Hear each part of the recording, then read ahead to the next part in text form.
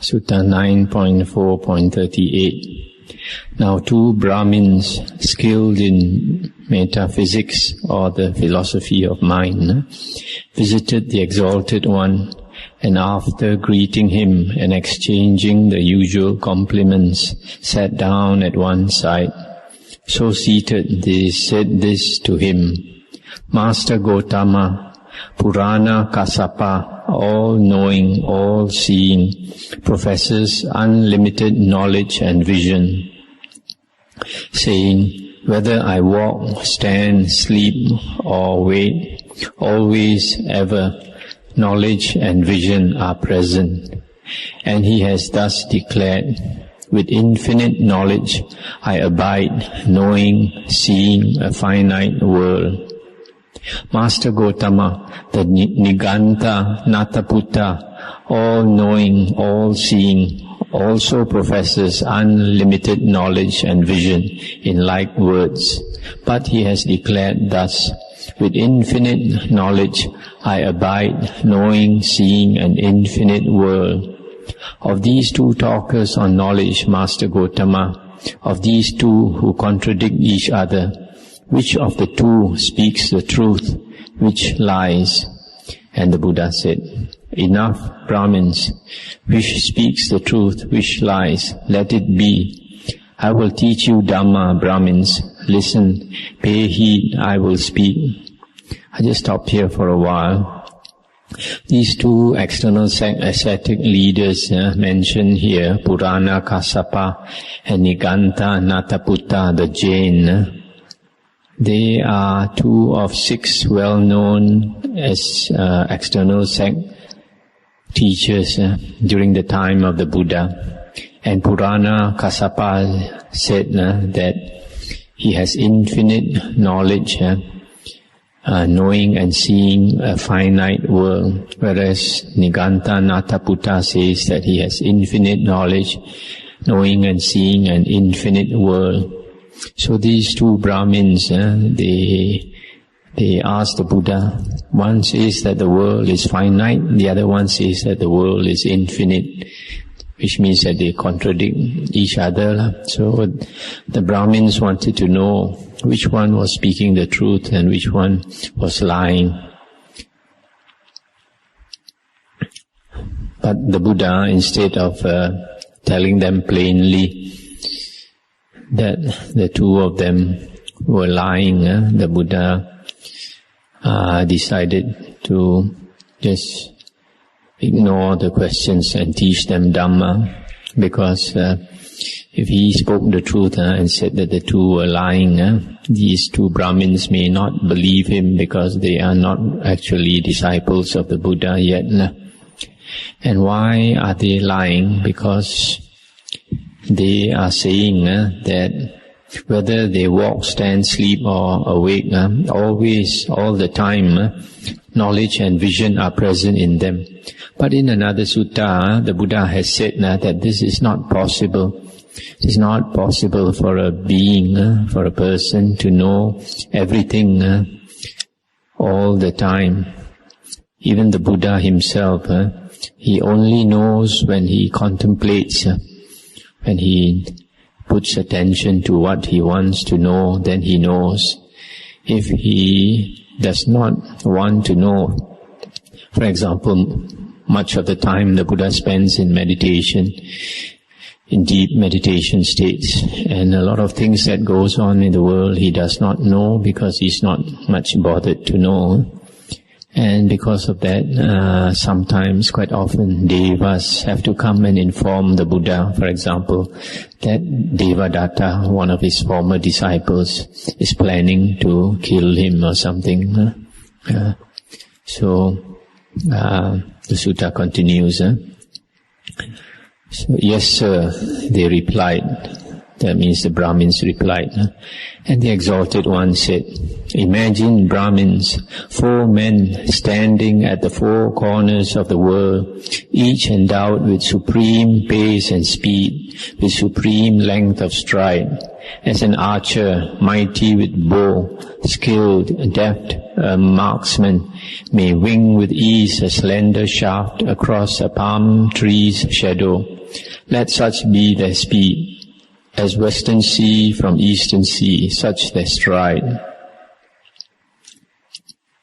Now suppose the man standing at the eastern corner were to say, by walking I'll reach the end of the world.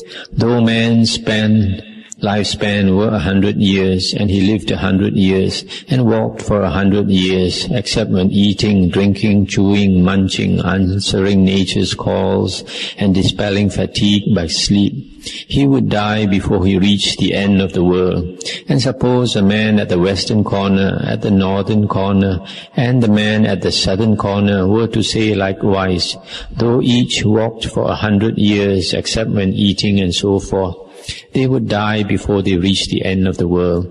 And why? Not Brahmins, by such journeys do I declare that the world's end may be known, seen, reached. Yet I declare, Brahmins, that without reaching the end of the world, there is no ending of ill. I stop here for a moment. The Buddha is saying, suppose 4 persons, they can walk with extremely fast speed, and their strides, if they took one step, they could go from the western sea to the eastern sea. Such great is their stride, and their speed, like an arrow shot by an expert archer, very fast. Yet if they kept walking for 100 years, they would not be able to reach the end of the world. Why? Because the world, space has no limits. You can't find the boundaries of space. That's why they keep on walking or flying.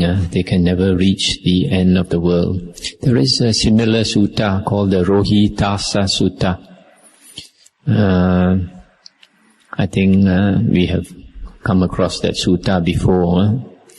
I think under the Book of the Force. It is also found in the Samyutta Nikaya, where a deva came to ask the Buddha whether by flying he could get out of the world, reach the end of the world. And the Buddha said, it is not possible.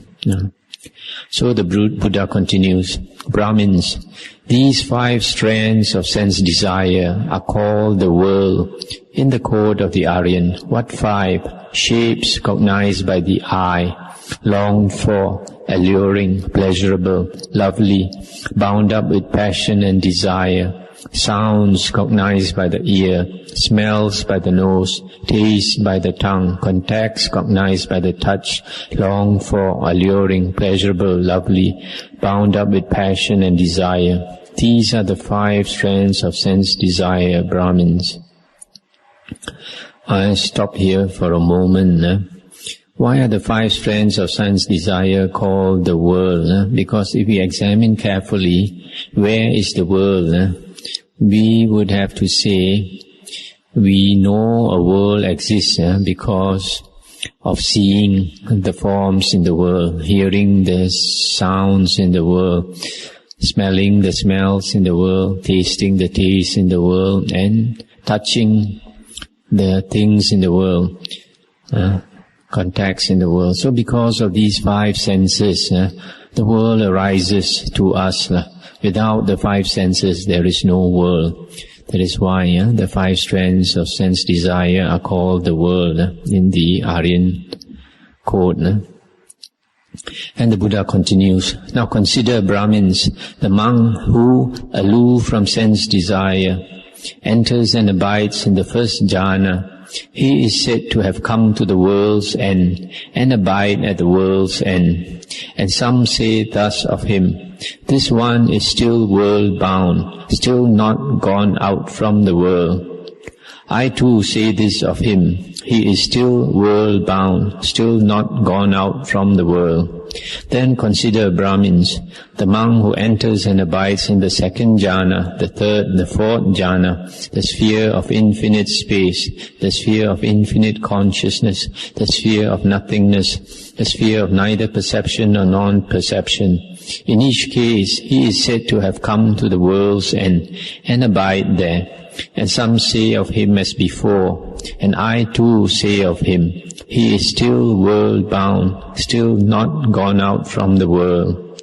Now consider Brahmins, the monk who, passing wholly beyond the sphere of neither perception nor non-perception, enters and abides in this ending of perception and feeling, and by wisdom sees that the asavas are completely destroyed.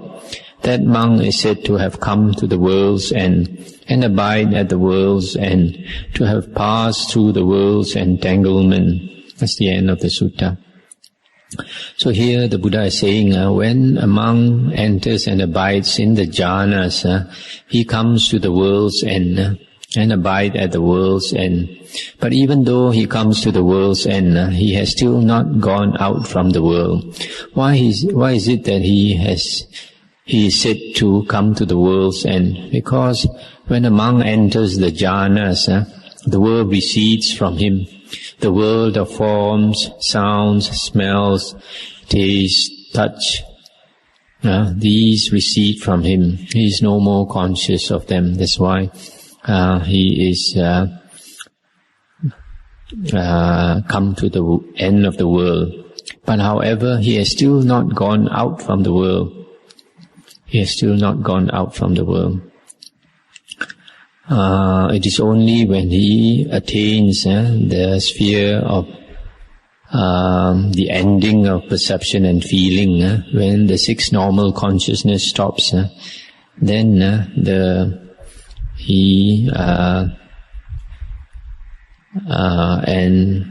when the asavas are destroyed, then he has not only come to the world's end, he has gone out of the world. He is no more bound by the world. So that's the end of the sutta.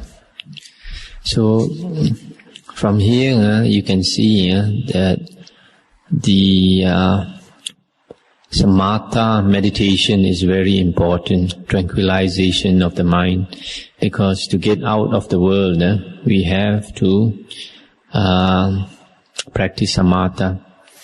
Even before the getting out of the world, to come to the end of the world, to abide at the world's end, we have to attain the jhanas. So samatha practice, the meditation, samatha meditation is very much the Buddha's teachings. It is suttas like this where it's very clear that if we want to come to the world's end, we must attain the jhanas.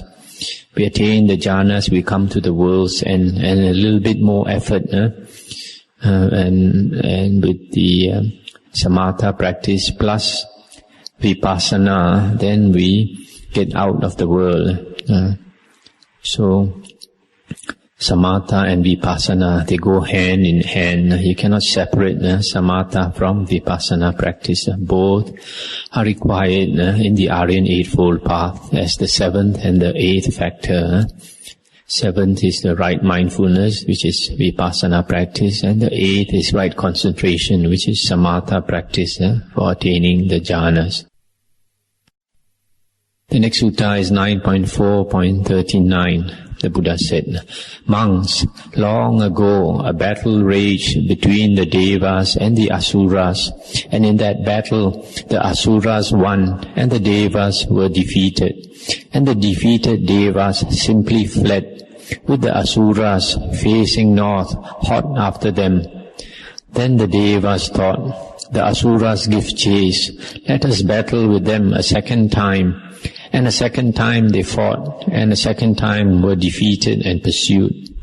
And a third time they fought, and the asuras won, and the devas were defeated. And defeated and fearful, they just entered the deva city. Monks, thus gone to their city, the devas thought, now that we have come to the refuge for the fearful, we will henceforth dwell by ourselves, and have no dealings with the asuras. And the asuras thought also, gone indeed are the devas to the refuge for the fearful. Henceforth they will dwell by themselves and have no dealings with us. Monks, Long ago, another battle raged between the Devas and Asuras, but in that fight, the Devas won, and the Asuras were defeated. And the defeated Asuras fled, pursued by the Devas, facing south. Then thought the Asuras, the Devas pursue us, what if we fight a second time? And they did so, and were a second time defeated. And a third time they fought, and the Devas won, and the Asuras were defeated. And defeated and fearful, they just entered the Asura city. And thus gone to their city, the Asuras thought, now that we've come to the refuge for the fearful, we will dwell by ourselves, and have nothing to do with the Devas. And the Devas thought likewise. In just the same way, monks, what time a monk, aloof from sense desires, enters and abides in the first jhana, he thinks, now that I have come to the refuge for the fearful, I will henceforth dwell by myself, and have no dealings with Mara. And Mara, the evil one, thinks, now that the monk has gone to the refuge for the fearful, he will dwell by himself, and have no dealings with me. Monks, what time a monk enters and abides in the second jhana, the third, the fourth jhana, he thinks likewise, and Mara too thinks likewise. Monks, when a monk enters and abides in the sphere of infinite space, he is said to have put a darkness about Mara, and Mara's vision, being blotted out, is without range, and he has become invisible to the evil one. Monks, when a monk enters and abides in the sphere of infinite consciousness, in the sphere of nothingness, in the sphere of neither perception nor non-perception, and by wisdom sees that the asavas are completely destroyed, he is said to have put a darkness about Mara, and Mara's vision, being blotted out, is rangeless, and he has become invisible to the evil one, and has passed through the world's entanglement. That's the end of the sutta. So here the Buddha is giving a simile. When the Devas and the Asuras fight, and one of them is defeated, they go into their city and hide there. And because their city gates are locked, the enemies cannot come inside. So they dwell in their city, which is called the refuge for the fearful. So in the same way, the Buddha is saying, when a monk enters and abides in the first, second, third or fourth jhana, then he is beyond the reach of Mara or Satan. Why? Why is he beyond the reach of Mara or Satan? Because Mara's world is the world of the five senses. Or you can, if you want to, you can add the world of the six senses, including thinking. And as well, if our six senses, our six sense doors are open, and we go out and we pay attention to forms, especially beautiful forms, beautiful sounds, smells, taste, touch, and thoughts. Then Mara will tempt us, and we can be caught or defeated by Mara. But when we go into the jhanas, the first, second, third, and fourth jhana, then that is out of the range of Mara, because Mara cannot enter the jhanas. Mara is unable to enter the jhanas. Mara can only bait us. He can bait us with beautiful forms, sounds, smells, taste, touch, and even thoughts. But when our mind is controlled, when we are one-pointed in jhana, nothing can shake us. Mara is we are beyond the reach of Mara. That is why, for example, in the description of the first jhana, the Buddha says, aloof from sense desires, aloof from unwholesome states, a monk enters and abides in the first jhana, which has which is accompanied by delight, piti and sukha, pleasure. And so in the description of the first jhana, you can see that the first jhana is a state which is aloof from sense desires and also aloof from unwholesome states. Aloof from unwholesome states. That means it is a totally wholesome state. Jhanas are totally wholesome states. There is nothing unwholesome about jhanas. It is not a state of sloth and torpor, not a trance state, not a sleepy state. It is a state of intense mindfulness. That is why, because in the state of the first jhana, the mind is in control of itself. That is why it's beyond the reach of Mara. But when a person enters the arupa jhanas, the spheres of infinite space, infinite consciousness, nothingness, and neither perception nor non-perception, then the mind opens up to infinite space, infinite consciousness, etc. And when that happens, Mara cannot see you. You're beyond the vision of Mara. That's why here the sutta says, you have put a darkness about Mara. And Mara's vision is blotted out. So you see, these jhanas are great states. When you attain these jhana states, we have gone beyond the reach of Mara. So that is the way to attain liberation, to be freed of Mara by attaining the jhanas. The next sutta is 9.4.39. Monks, when bull or cow or young or baby elephant browsing on the grass stops, forestalls some forest tusker about to take his feed, so that he is plagued, provoked and vexed. When bull or cow or young or baby elephant devours the bunches of broken boughs, when bull or cow or young elephant stirring up the water with his trunk forestalls the forest tusker gone down to the water hole, when cow elephants go and rub against the body of the tusker gone down to the water hole, so that he is plagued, provoked and vexed, then monks, the forest tusker thinks, in faith, I live now in a crowd of bull elephants, cow elephants, young elephants, baby elephants. I eat merely grass stubble. They eat my bunches of broken boughs. I drink muddied water, and cow elephants come and rub against my body when I have gone to the water hole. What if I dwell alone, withdrawn from the herd? And presently, monks, he dwells alone, withdrawn from the herd. And he eats uncropped grass, and none devours his bunches of boughs. He drinks unmuddied water, and cow elephants come not and rub against him in the water hole. And at that time he thinks, in the past I dwelt in a crowd, but now I dwell alone, withdrawn. And breaking off a bunch of boughs with his trunk, he rubs his body with it, and joyfully allays the itch. Just stop here for a moment. Here the Buddha is talking about the forest tusker, like the leader of the herd. When he walks with his crowd of elephants, and he wants to eat the grass, he finds that the other elephants has eaten the grass, so that the grass becomes very short for him to eat, and he gets annoyed. And then because he's big, he breaks off the branches, the twigs, the leaves to eat. And when he breaks them off to the ground, before he starts to eat, the other elephants come and eat up these boughs that he has broken off, the bunches of twigs and leaves, etc.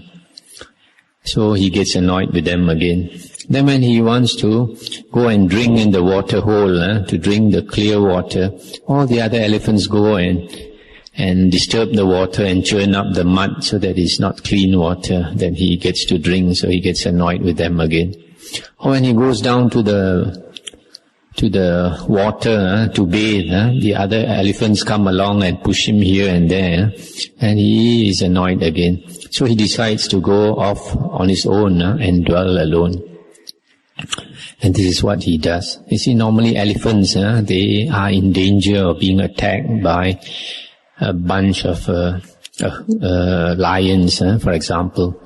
So that is why they group together, so that they get protection from each other. But sometimes these big elephants, because they are annoyed with the crowd, they wander off alone. And because they are big and strong, they are not afraid to wander off alone. But not the young ones. So the Buddha continues, and it is just so, monks. When a monk lives in a crowd of monks, nuns, lay disciples, both men and women, rajas, their ministers, course setters, and their disciples, and he thinks, truly I now live in a crowd. What if I were to live alone, withdrawn from the horde? And he resorts to some secluded dwelling, forest, tree root, mountain, glen, cliff, cave, cemetery, wooded upland, open space or heap of straw, and come to the forest, tree root or empty hut. He sits cross-legged, holds his body erect, and sets mindfulness before him.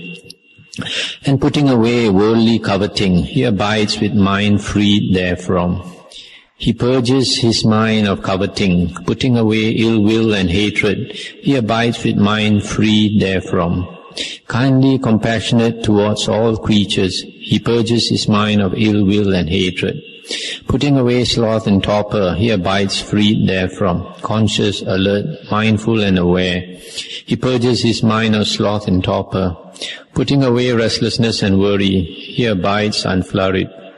With mind inwardly calmed, he purges his mind of restlessness and worry. Putting away doubt, he abides with doubt passed by. Know how? Questioner. He purges his mind of doubt as to right things. And putting away these 5 hindrances, weakening the mind's corruptions by wisdom, aloof from sense desires, aloof from unwholesome states, he enters and abides in the first jhana, joyous at having allayed the irritant.